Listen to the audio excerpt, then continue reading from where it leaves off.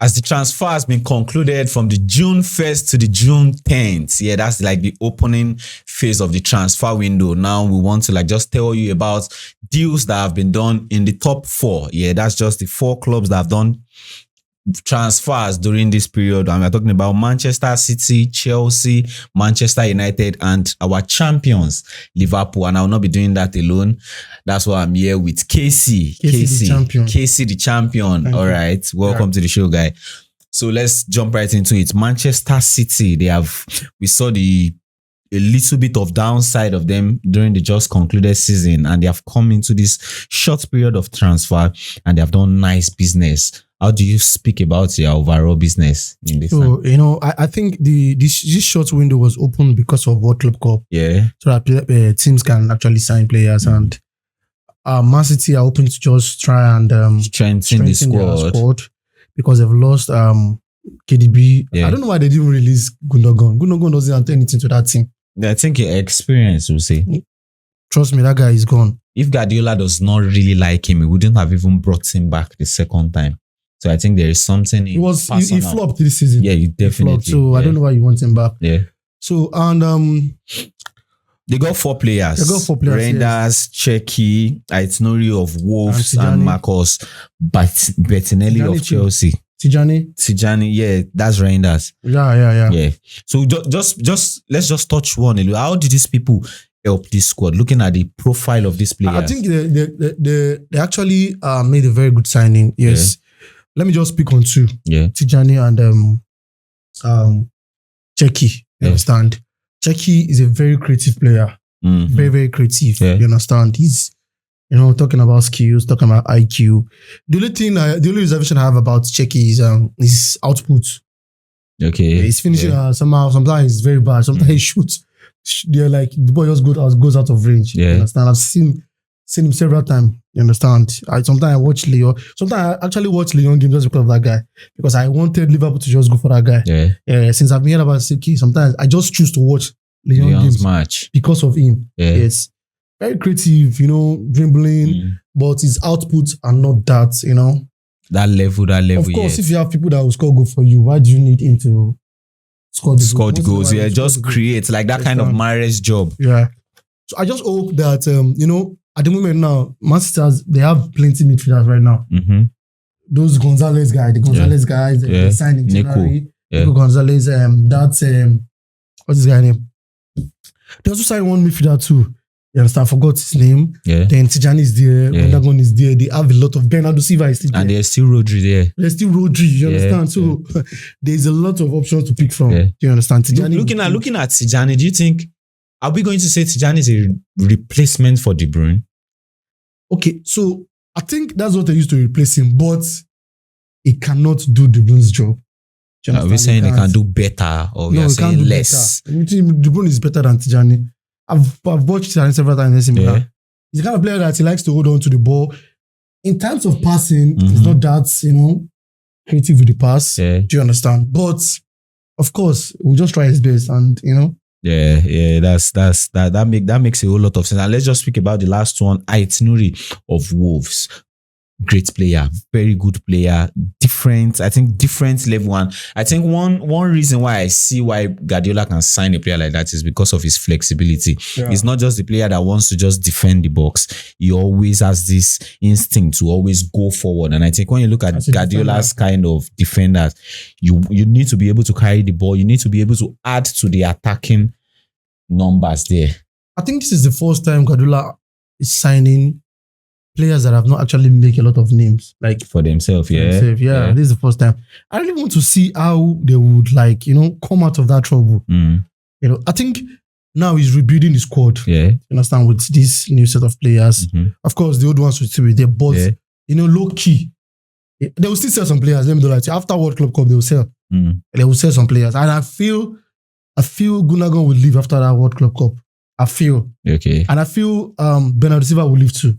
Ooh. Yeah, I think so. Bernardo, do you know that? I don't know why people didn't pay attention. Yeah. This season, Bernardo Silva has been the shadow of himself. Do you think so? Yes, bro. Bernardo Silva is always under the radar. Let me shock you. Even for Portugal, he hasn't been performing. But because Bernardo Silva has he has been there before. Yeah. You understand? You think he can deliver. Yeah. But he has not been performing. He has not. Let me try. That's the truth. This season, you've not seen him create any chance. You've not seen him do like any special thing. He's just there. Yeah. Just like, but it's not that worse because it like, of course, he works out. Not like this guy. Gundogan. Not a good guy. This that slim guy in Man City. This boy. Who is that? Has been performing very bad this season. Matheus Cunha. No. Best player previous season. Oh, Phil Foden. Phil Foden, yes. Phil Foden performance has been very, very... Yeah, it's just out of it. Yes. It's out of it. But I think, I understand where you're coming from, but I think Bernardo Silva kind of player, they are of a different level. They are not those kind of player where you are always expecting them to show up in the game. But in each and every game, I don't know if it's stats we want to check. There is just this one different thing. So that do you think it's going to start when they have all these midfielders? I think it will always start. Bernardo Silva. I think it will always start. So let's not just... very hardworking, Sha. Yeah, let's not stay so much about Man City. Let's go into the next club here. Chelsea. Yeah, Chelsea. Fortunately, they won the Europa Conference League. We know that they won it. I know where I'm going to. They won the Europa Conference League. Okay. Should have gone to the Europa, but they fought for the top 4 position and went into Europe. And now they are going to play in the Club World Cup out of winning the Champions League in 2021.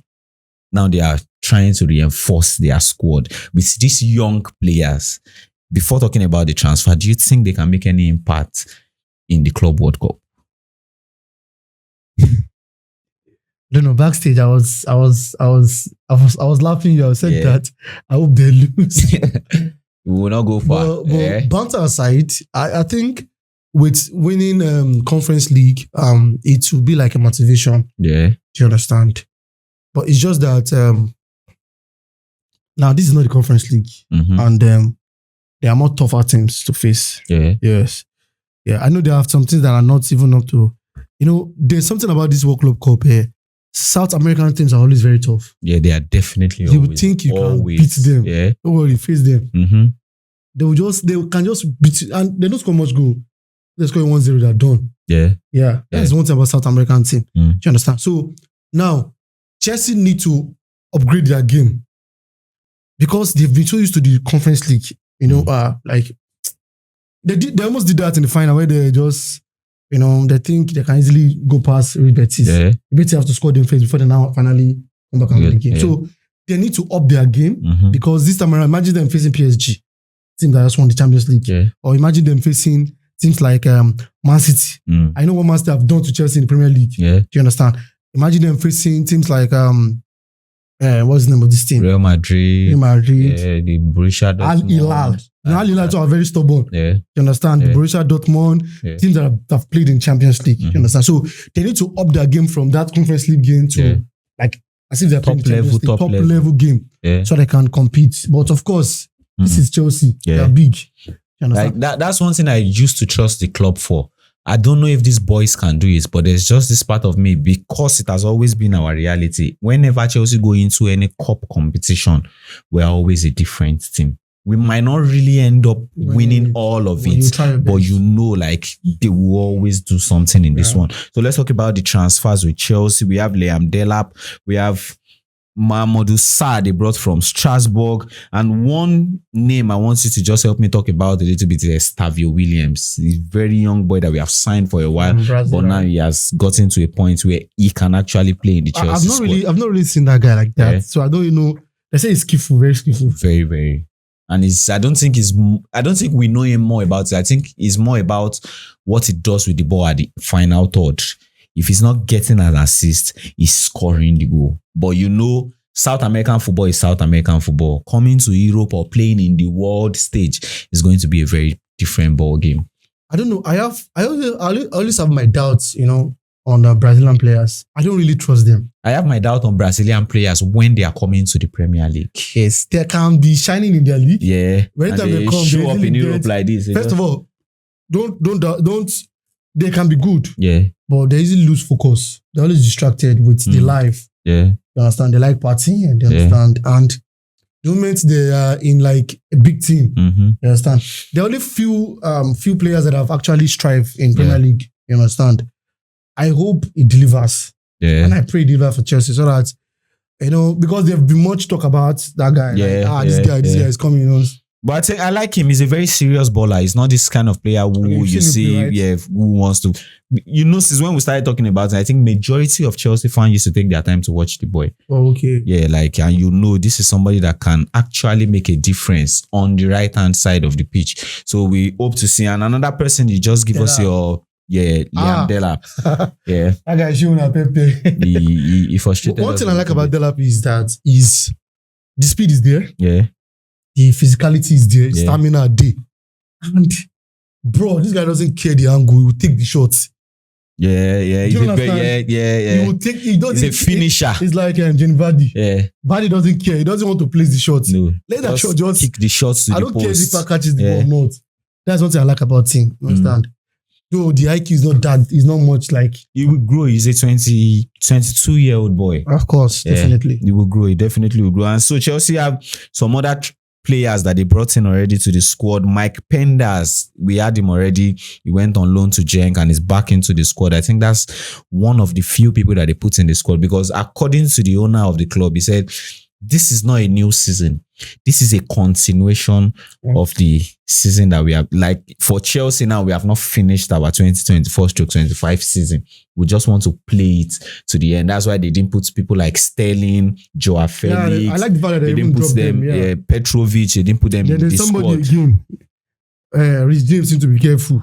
If you're going to start having an injury this season, I think this is the last time. This is the last opportunity. Like Maresca has always said, we don't want him to have injury, truly. But I think with injury is not something you can just say you will curb anyhow because you can even be training and have injuries. But they will try to manage his game time. That's the only thing they can do. Because they can't be paying 250k and be having injury every time. Yeah, definitely. And you're still the captain of the team. Yes. Like we need you available all the time. But I think that will go. So let's move on to Liverpool. Liverpool, these are the people that I think they have done one of the best transfer for me. Bros, one of I don't the like best the fact transfer. that Liverpool. I know about you, Casey. You're always this guy who want to chill first. Let's see what happened before we... No, I don't like the fact that... champions Liverpool. All right, so champions Liverpool. Thank you. So like champion Liverpool. I like the fact, I like the profile of transfer you guys made. And we're speaking about Jeremy Frimpong, we're speaking about Match Dash, Vili, the keeper from Valencia, and what's it called?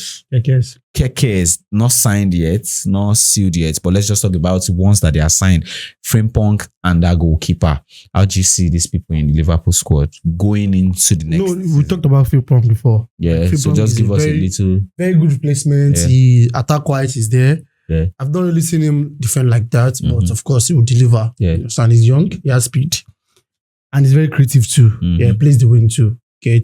For Keke, it's the same thing. Keke is just like the younger version of Robertson. I don't think we want to talk about Keke. We have not signed him. Okay. Yeah, so let's talk about the goalkeeper, Mamashitavili. How does he improve the squad going into the new Very good keeper. I've seen his game like 2-3 times. Yeah. There was a time he played against Madrid. Madrid won't die. The guy was just everywhere. He's tall. Yeah. Tall, like he knows how to fly. He knows how to, Of course, a keeper is as good as his defense, actually. Yeah, definitely. But still, you need to do your job as a goalkeeper too. Yeah. You understand? Not everybody will just go past you. Yeah. You understand? It's good. Yeah. Yeah. So my only one fear for this person is you're coming into a club that has Alisson Becker as the number one. That's the problem. As I said, is he going to be a good space? The other time I told you that it's going to be a replacement for this guy. Kelia. Yeah. Just like what the Kelia did. Yeah. Alisson is not always fit every time. Alisson will definitely get injury. Yeah. Like in Premier League, you just know that in a season, Alisson will miss like 5 to 7 matches. Okay. So, of course, that guy is there to... Yeah. To cover up. I thought George goalkeeper is very good though. Who's that? How was that his name? I forgot his name. There was a particular match where Alisson was injured. Kelia, I think his mom wasn't feeling for something like that. Yeah. It was that and he did well. Clean sheets. Yeah, so, but... Mamashitavili is the second choice. You will not always want to rely on the third choice. So let's go into Manchester United. Glory. It's been a while we spoke about. Okay, season is over. There's not so much talk to speak about. So let's talk. Now they are doing very nice in the transfer. On the book, yeah. We are looking at the signing of Matheus Cunha. We are looking at the signing of Diego Leon. And potentially Bryan Mbeumo, but we're not going to speak about Bryan Mbeumo. Let's speak about Matheus Cunha as the point of focus. How does Matheus Cunha improve Manchester United? So let me say this. Cunha is not really my kind of player. You get. Okay. I wouldn't want him in my team. Because sometimes it's always he'll play like if you play 10 games, you know that 8 from that game are terrible. Oh. From my point to not my kind of player. Do you understand? Yeah. Maybe because he scored like several times he has scored against Manchester United. I think he's a proven player. That's one thing I say. Objectively, yeah. He's a proven player. He's a Brazilian player now. Yeah. I think Cunha brings a whole lot into the game. Cunha is this guy that can play false 9. Cunha is this guy that can play as a 8. Cunha is this guy that can play as a 10. And there's one other thing that Cunha brings into the game that is very different that you don't really see in other players. Cunha knows how to carry the fans along in the game. Yes, when you can watch Cunha in Wolves, it's this guy that can wake up the spirit in everybody and just trigger the fun. When you look at have him in your team, yeah, definitely. I would not have it in my team. Yeah, that's been subjective. But if you look at how he has played in the league, what he has done, Cunha is a very fantastic player. Okay. I believe Cunha can do a lot for Manchester United. The only point of concern for me is you have Cunha, you have Bruno Fernandes, you have Joshua Zexi. Manchester United will want. Zexi as what? Yeah. Zexi can play as a 10. I think it's even more better to play as a 10. Zexi? Yeah, than play. I don't think Zexi. Zexi is a striker. He's a striker. He does not fit well as a striker. He fits more better as a 10. Yeah. But having Bruno Fernandes, having Matheus Cunha, so it's good to have a lot of creative players. But Cunha coming into Manchester United is not coming there to come and play as a second choice. He needs to start. He will start. He will definitely start. So what happens? How are they going to make the formation? I don't know, but the coach will have to infuse 2 of them and see how it works for 2 of them. Yeah. So thank you very much for joining us here. This is Vertical Football, and thank you, Casey, for joining us along in talking about the transfer show. And the transfer is going to be open on June the 16th. So we'll see clubs do other businesses, bring in players and ship out players. So stay tuned as we bring more of this kind of transfer talk to you. This is Vertical Football, and we'll see you some other time. Namaste. Namaste.